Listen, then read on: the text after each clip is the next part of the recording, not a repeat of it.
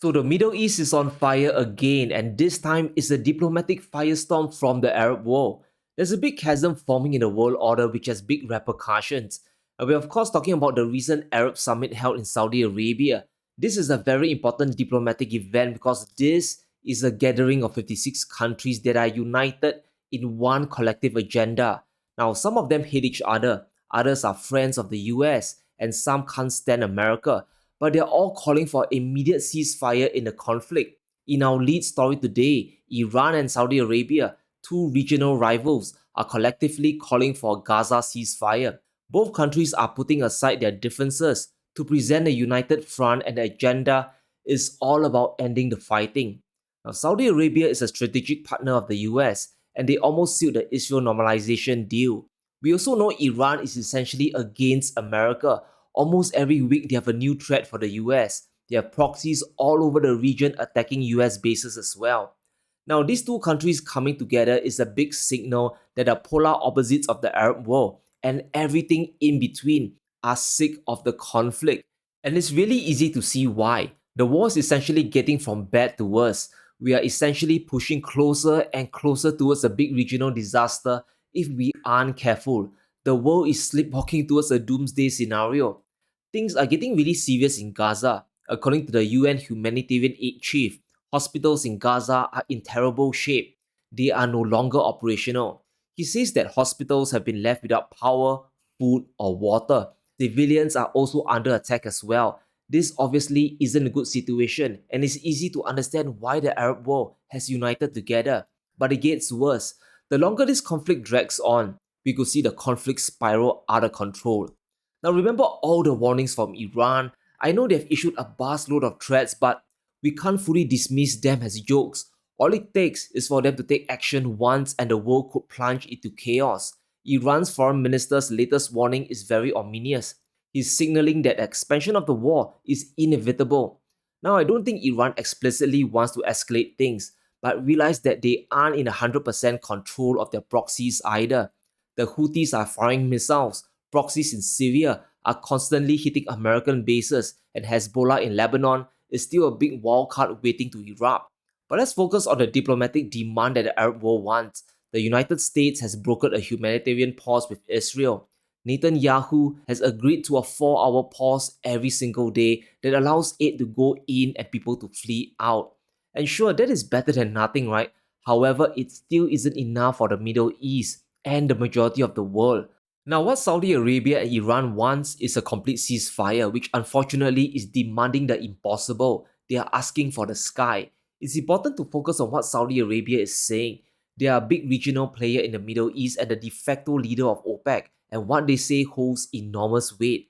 MBS himself has come out demanding peace. We reiterate our demands for immediate halt to military operations, for the provision of humanitarian corridors to aid civilians.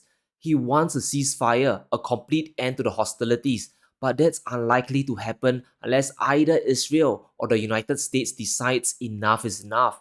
But Saudi Arabia's next demand is next to impossible. MBS is calling for an independent Palestinian state within the 1967 borders with East Jerusalem as the capital. He's literally calling for Israel to give up territory, which I don't foresee happening. But what's shocking is the level of unity the Arab world has when it comes to the Gaza conflict. They now have a unified message for Israel and, in particular, the United States. And here's perhaps the most shocking part of the summit resolution. Collectively, over 50 Arab states reject justifying the war as Israel's self-defense.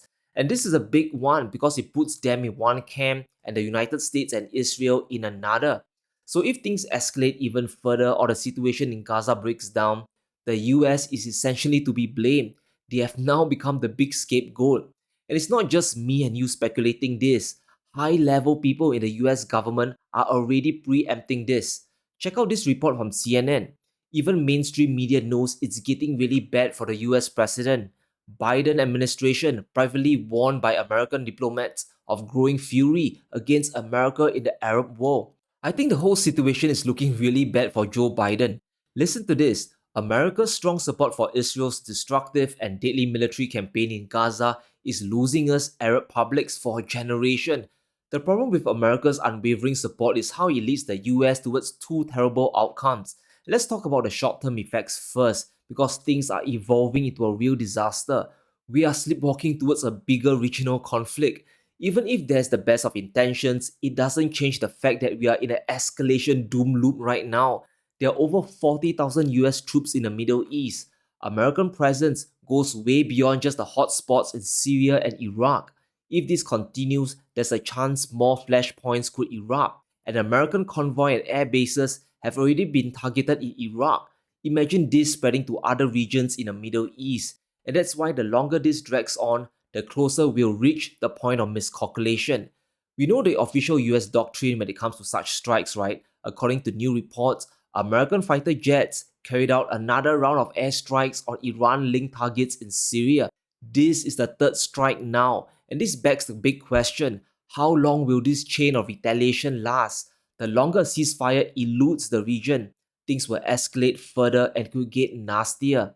Either the US or the Iranian proxies could lose patience and dive deeper into battle. That will be unthinkable and destabilize the entire Middle East. And that's just the short-term consequences. Let's talk about what happens long-term for the United States. This will be a strategic diplomatic defeat for them in the Middle East. We'll see the US lose an enormous amount of influence in the region. It will be harder to maintain a huge presence in a region where everyone hates you, everyone is angry with you. And I want us to look at the official objectives of America in the Middle East. This is coming straight from the US Department of Defense made public to the world. Objective number 1: the protection of US forces and citizens in the region. Number 2: the flow of critical security assistance to Israel as it defends against further attacks from Hamas. Objective number 3: securing the release of hostages held by Hamas, including American citizens. And finally, strengthening of force posture across the region to deter any actor from escalating the crisis beyond Gaza. Now, I'm not here to question their doctrine, but things are crystal clear. America will continue assisting Israel to the end, plus they'll hit back against any hostilities towards US bases and US troops. And if this continues, we could see the Middle East drift further and further away from the US. And this will leave a big power vacuum that you can bet China and even Russia will try to fill. Beijing is already starting to increase their presence in the Middle East. They are now moving to put a military base in Oman. Now, initially, we wouldn't think this would be possible, right? This won't happen. It's highly unlikely because the US already has troops in Oman itself. But something is freaking Joe Biden out to the point he is calling the ruler of Oman to complain. In a story from Bloomberg, Biden speaks to Oman's rulers with concern rising over China's presence in the region. China has been deepening defense ties with the Middle East, and this is a big problem for the United States. Once we look at the position of Oman in the Middle East, we have clarity on why China wants a presence there. Oman lies in a very strategic location in the Arabian Sea. It is just outside the Strait of Hormuz, a vital shipping lane that controls the flow of oil. 20% of global oil consumption relies on this choke point to get out. China gets over 50% of the oil imports from the Middle East, and that's a very big dependency. Countries like Saudi Arabia and Iran supplies China with a ton of oil imports. If the Strait of Hormuz gets blocked, their industrial economy will be finished. All of their energy imports from the Middle East are shipping through this narrow choke point. And this is just one example of how this conflict is draining away US influence in the region. China is now using this window of opportunity to secure their energy supply and win over the Middle East to its side. The more missteps America makes, the more balance of power will shift away from the West to China and the BRICS nations. Now let's remember de-dollarization, right? Well, once the dust settles, if the US messes up things enough, if they messes up things further, we could see the oil for yuan trade happen. The Arab world could simply do it as a rebuke against America, even though the dollar is still the reserve currency. It's not just a possibility now, it's now becoming highly probable. But let's shift attention to Europe for a bit because things there are getting even crazier now. The economic war between the West and Russia has reached an all-time low. For months now, the West has been drawing up plans to confiscate Russian assets. And the original plan was to use profits derived from the frozen Russian reserves to give Ukraine. And we know von der Leyen and Janet Yellen approves of the plan, but the other EU states aren't exactly sure about it. France, Germany, and Belgium are still cautious about tapping profits from the Russian assets, and they have good reasons to be hesitant. Belgium's Prime Minister knows this is treading on thin ice. He knows this move could sting Belgium as a financial hub. And here's what he said: you need a legal foundation and a way of doing it without destabilizing international financial flows. The macroeconomic impact is quite big. The money is in Belgium. If you do something, it will have to be in cooperation with us. He's exactly right. Freezing assets is one thing, but utilizing it to extract profits is crossing the Rubicon. The moment you do this, you immediately destroy any financial trust of the West being neutral custodians of money. And the blowback will be obvious. We'll start to see central banks diversify away from dollar and euro assets, especially those held in the Western financial system. We'll see more flows into gold and countries will invest more in the global south. However, Ukraine doesn't care. They don't just want the profits, they want it all, which strangely I believe could happen in the end. Ukraine told their Western allies that they want the frozen Russian assets for war damage and not just the interest accrued. This move is wild because it goes beyond just the frozen assets Russia has.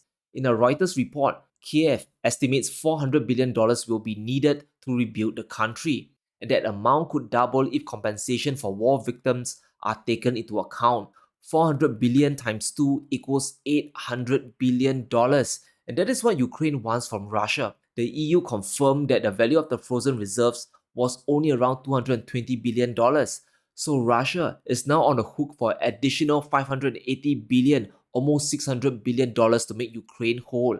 And it's stuff like this that's making any peace settlement impossible. There are now rumors circulating that the West is asking Ukraine to consider the idea of peace negotiations. And as part of the negotiations, Ukraine might be asked to give things up. Will they be able to let go of their claim on the frozen Russian reserves? And this is a big economic question on top of other potential settlements of territory and diplomacy. And if this isn't handled well, the conflict will simply continue, the fighting will continue to drag on. And personally, I think Russia is going to lose their reserves, right? They can probably kiss the money goodbye because the financial situation in the West is getting from bad to worse. War is expensive, especially when you are borrowing money to fund it. We now have evidence that you can't keep issuing a tsunami of bonds without consequences. In a shocking update, Moody's has cut America's credit outlook to negative, and the main reason is rising fiscal deficits. This is basically a final warning to the US government to get their fiscal house in order. Moody's is the last big ratings agency that's still giving US debt a AAA rating. Fitch as well as S&P have already downgraded America's credit rating to AA+. And here's the concern Moody has. In the context of higher rates without effective fiscal policy measures to reduce spending or increase revenues, Moody's expects deficits to remain very large. And this next part is critical. It significantly weakens debt affordability. Now we know that US treasuries will always have demand, but at what yield will the bonds be sold at? The recent treasury auctions was a disaster, and with this negative outlook, do you think investors will want a higher return or a lower return to take on this additional risk? So this brings us to a deadly crossroads, both of which are bad for the US economy. Joe Biden will have to choose between the lesser of two evils, and we don't know which could be worse until it happens. Behind door A is continued funding for two wars, one in Ukraine and the other in the Middle East. Now, if Biden spends another $100 billion for Israel and Zelensky, imagine the level of chaos this will unleash on the US bond market. Yields will spike through the roof and stay higher for longer, and there's only so much you can send rates up without crashing the US economy down. But if he chooses door B and cuts war spending, this could even lead to a Russian victory in Ukraine and a loss of confidence in the Middle East. US influence will crash even further, and that could accelerate de-dollarization as well. So it's an impossible choice, and I have no idea which is the worst path to take. But here we are. We have to prepare for economic disaster because things aren't getting any better. This is the sum of all fears. But let me know what you think in the comments below. Will Biden throw more money at the problem? And how will the Arab world respond to this? Let me know in the comments below. Stay safe, be sure to smash the like button and subscribe as we navigate through these crazy times.